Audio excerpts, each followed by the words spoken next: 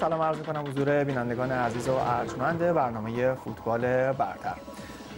زمانی نداریم، باید سریع به ورزشگاه آزادی تهران بریم. دیدار تیم‌های پیروزی و پگاه از هفته هشتم رقابت‌ها و دوست و همکار بسیار عزیزم جواد خیابانی که بازی رو گزارش خواهد کرد. خیلی ممنون آقای میرزایی. سلام عرض می‌کنم خدمت شما همیهنان عزیز و آرزوی قبولی طاعات و عبادات همه هموطنان خوب خودم رو دارم.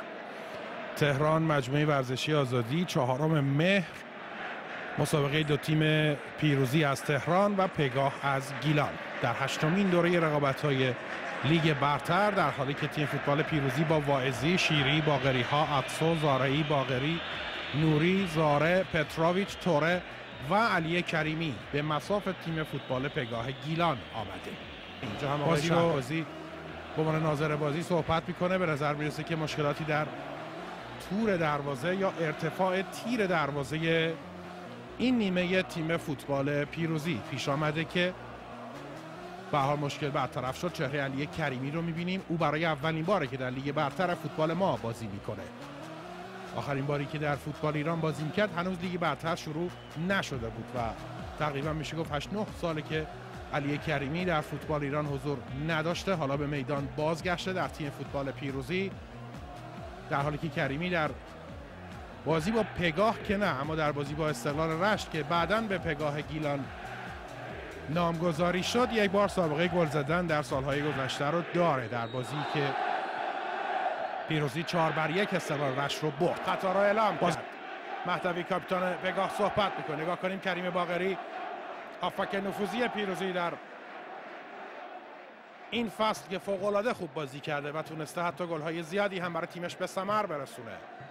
این توپا رو هم پتروویچ هم مازیار زاره خوب میزنن. کریمی همونجاست و چهره او رو هم میبینید که منتظره تا شاید بتونه روی این توپ بعد از سالها در ورزشگاه آزادی با لباس قرمز تیم پیروزی گل بزنه. 4 بازیکن پیروزی نقشه‌ای میکشن که به نظر میرسه که پتروویچ مهمترین بازیکن این 4 نفر حاضر در اونجا رو تشکیل بده. بله خودش هم میزنه، فرصت خوبی هم ایجاد میکنه. خوب هم زد پتروویچ. معلوم بود گاردی که گرفته میخواد او توپو بزنه. خوب هم زد و نظر محمدی با مشت توپو برگشت داد. این بازیکن ایوان پتروویچ، بازیکنی که حتی مدتی در آلمان آخن آلمان بازی کرده. فرانک اتسو بازیکن خط دفاع پیروزی حتی در جام جهانی هم حضور داشت. در تیم ملی فوتبال گینه که اسپانیایی هم هست. در آخرین دعوتش او رو به تیم ملی فوتبال گینه دعوت نکرد. البته متولد سنگاله ولی در تیم ملی گینه بازی میکنه. باز هم علی کریمی به دنبال توپ، خودش حرکت میکنه ولی حالا یاران پگاه هستن. فرصت برای تیم پگاه، عجب فرصتی هم به دست اومد. پارسال در همین پگاه بازی میکرد و حالا در آقای گلی برای این فصل به نظر میرسه که همراه با چند بازیکن حرکت میکنه. استقلال اهواز هم بعد از شکست بازی میکنن. کریم باقری یه پاس قطری عالی میندازه برای ابراهیم توره.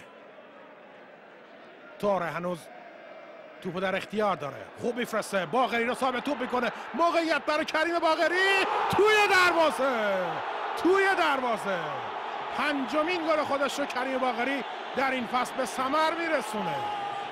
همکاری عالی کریم باقری با ابراهیم توره، یه گل زیبا و رویایی برای پیروزی به ثمر میرسونه. پرچم‌های قرمز در ورزشگاه به اهتزاز در میاد و افشین قطبی حالا با آرامش بیشتری به تشویق تیم خودش میپردازه. قشنگ زد کریم باقری، از اون شوتای معروف خودش رو روانه دروازه کرد. در عرض هم حرکت کرد و علی نظر محمدی هم کاری دیگه نمیتونست بکنه. وایستادن در مقابل شوتای کریم باقری انصافاً وقتی که جفت و جور بشه کار هر دروازه‌بانی نیست. نگاه کنید خوب طور دید کریم باقری رو و اینجا شوت با پای چپ کریم باقری طاق دروازه پگاه رو فرو ریخت. پیروزی 1 پگاه گیلان 0.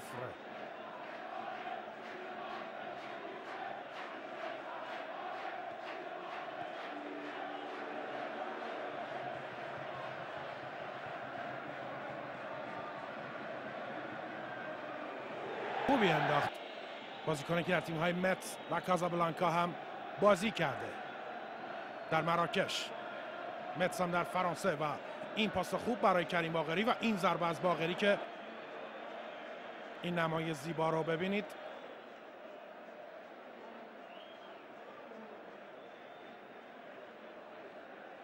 ورزشگاه آزادی تهران با حضور نزدیک به 90,000 نفر میزبان این بازی است.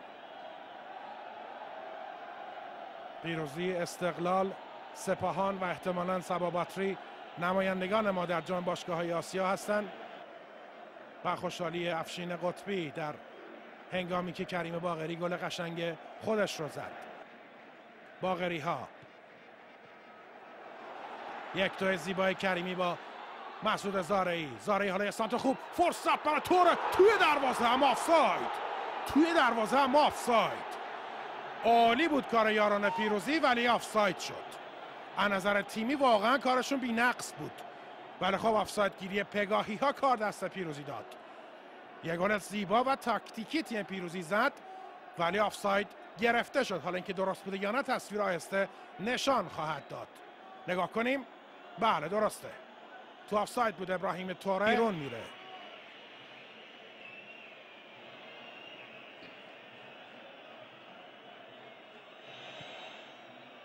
بروی دروازه خطرناک. حالا پژمان نوری نمیتونه کنترل بکنه. پگاهی یا فرصت دارن، فرصت برای گل مساوی. هرگز خودش رو نخواهد بخشید. چه توپی رو از دست دادن یاران پگاه. خوب گرفت اون توپ رو. حالا به نظر میرسه که اون توپ احتمالاً به صورتش خورد. اینجا معلوم میشه. نگاه کنیم چه اتفاقی افتاد. این مهدویه حرکت کرد، توپ رسون برای شماره 10شون افشین چاوشی و ضربش رو زد که ثمری نداشت. و باز هم سکوهای پر از تماشاگر ورزشگاه معروف به 100,000 نفری آزادی.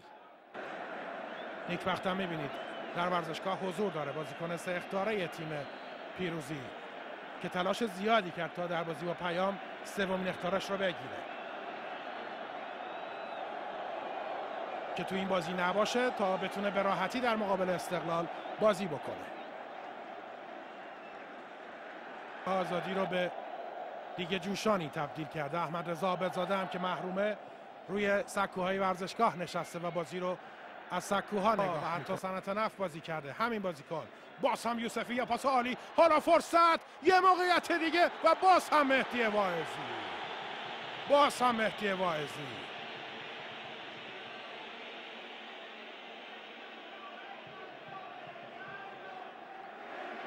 واقعا دیگه افشین چاوشی چی میخواد از پاسورهای تیمش و از هافبک‌های تیمش؟ نگاه کنیم. تصور میکنه که شاید به همین آرامی هم میشه دروازه واعظی رو باز کرد، اما باید محکم‌تر میزد. به هدف نزدیک میشه تیم پگاه، اما تو آخرین لحظه رساندن توپ به هدفه که نتونسته کارایی رو خودشو نشان بده. ابراهیم توره باز هم یه پاس دیگه، یه فرصت برای کریمی که اگه این گل میزد ورزشگاه منفجر میشد. فرصت عالی برای علی کریمی. حالا تو این دقایق بازی انصافاً تفاوت زیادی با 30 دقیقه اول کرده. باز هم ابراهیم توره حالا خودش میزنه اما خیلی بد میزنه. علی کریمی که چه فرصتی داشت برای گل زدن. و شما نمایی دیگر از سکوهای پر از تماشاگر ورزشگاه آزادی رو ببینید.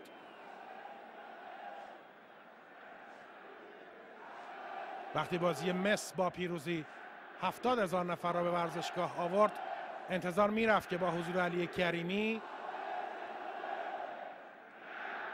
تماشاگران بیشتری به ورزشگاه بیان. این حرکت زیبایی است که کریمی انجام داد، استوپسینه تماشایی او و روپایی که زد، اما توپ به گل تبدیل نشد. که منتظر بود باقری به توپ برسه. داور اجازه نمیده کار ادامه پیدا بکنه.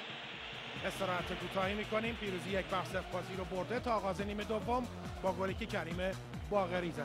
فعلا از شما خداحافظی میکنم. دوستان عزیزم مزدک میرزایی و دوستانمون در پخش در خدمت شما خواهند. تا آمار بازی رو هم میبینید.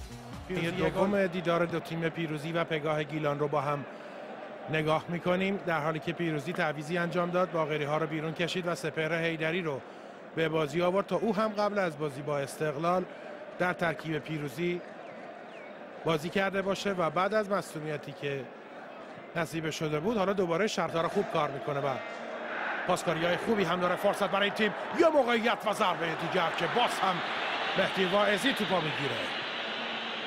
واقعا پگاه داره خوب کار میکنه. تو سومین بار بود که میتونست، نگاه کنیم این صحنه رو، دروازه تیم پیروزی رو باز کنه، اما باز هم مهدی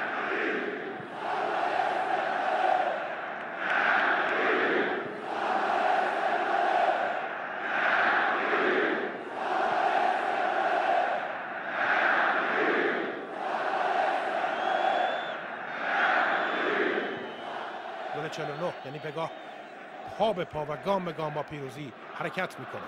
یا پاس عالی از کریم باقری. ببینیم توره با این توپ چه کار میکنه، در حالی که اینور هم پتروویچ از حالا 1-2 میتونه کارساز باشه. توره فرصت برای او، پنالتی، اعلام پنالتی برای پیروزی. ویلیام مرتکب این خطای پنالتی شد و کارت زرد هم میگیره.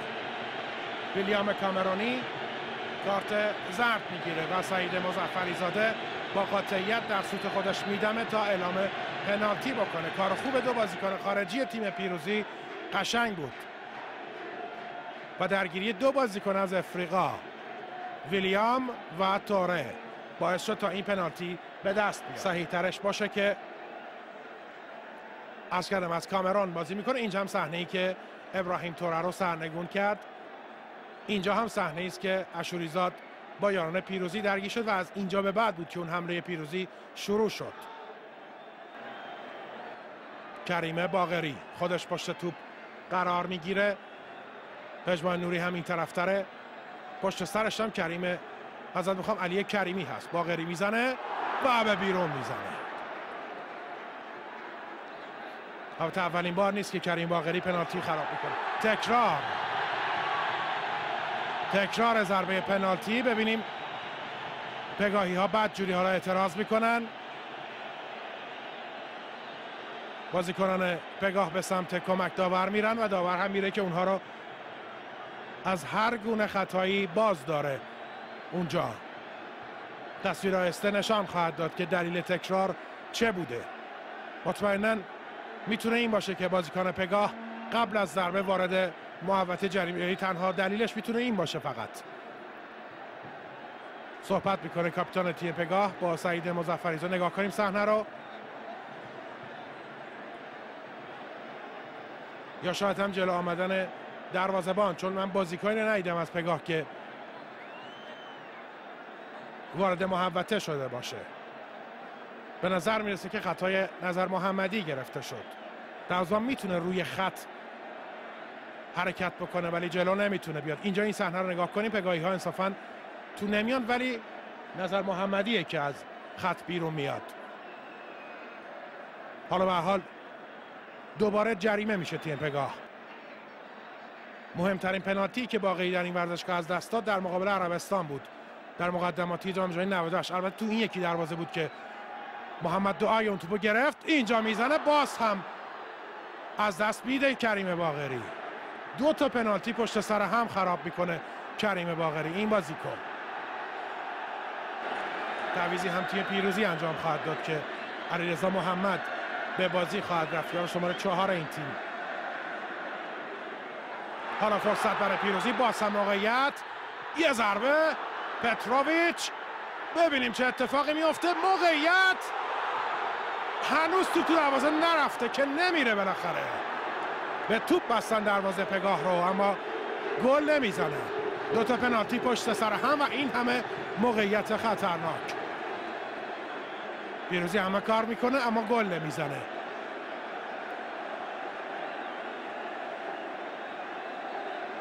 مسعود زارعی از پیروزی بیرون خواهد اومد.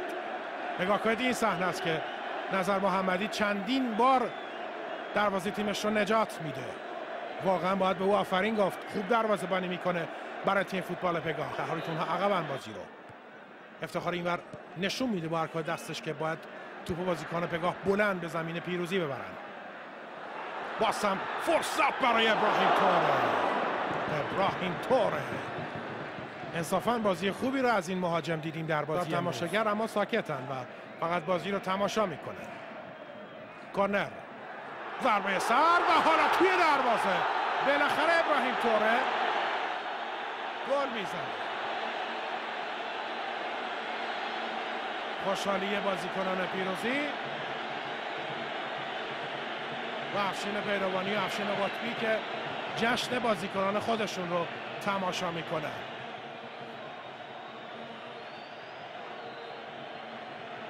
پتروویچ انگار میدونست که میخواد چی کار بکنه. جوری با روحیه رفت اونجا کورنر رو زد که واقعا تصورش شاید این بوده که میخواد پاس گل بده که داد. و ابراهیم توره بازی خوب خودش رو حالا با این گل کامل میکنه. نگاه کنید پتروویچ انصافاً کورنرهای خوبی میزنه و این ضربه سر از ابراهیم توره نتیجه رو 2-0 میکنه. این بازی رفت ابراهیم توره میزنه رو میبینید از زوایای مختلف.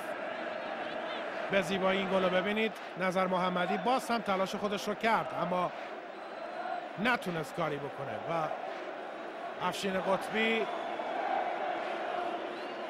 با خوشحالی به آغوش افشین پیروانی میره. فرانک آتسو، افشین قطبی، کریم باقری رو بیرون میکشه. افشین قطبی کار جالبی در نوع خودش میکنه و کریم باقری چقدر قشنگ رفتار میکنه و واقعا من فکر میکنم که به جوانترها درس خوبی میده. کریم باقری میاد بازیکن تعویضی رو میبوسه و خودش بازوبند به کریمی میسپاره، روی نیمکت میره میشینه. کریم باقری رو میبینید که روی نیمکت نشسته روی اسکوربورد منتظر تصویر خودش رو ببینه. لبخندی هم میزنه، خوشحاله. به هر حال گل قشنگی زد. 95,000 تماشاگری که در ورزشگاه بودن، ضمن که نیکبخت رو هم میبینید. یارگیری نکرده اما به هر حال در یارگیری منطقه‌ای کریمی بسته شد و چند کاری از او در این بازی ندید. به هر حال بازی با نتیجه 2-0 به نفع تیم فوتبال پیروزی به پایان میرسه. افشین قطبی با بازیکن خودش دست میده و راضی از اینکه تیمش 3 امتیاز از این بازی سخت گرفت. انصافا هم بازی سختی بود. پگاه خیلی خوب کار کرد. متشکرم از همکار خودم جواد خیابانی. فقط نتایج پایانی بازی ها رو تا لحظات پایانی خدمتتون عرض بکنم.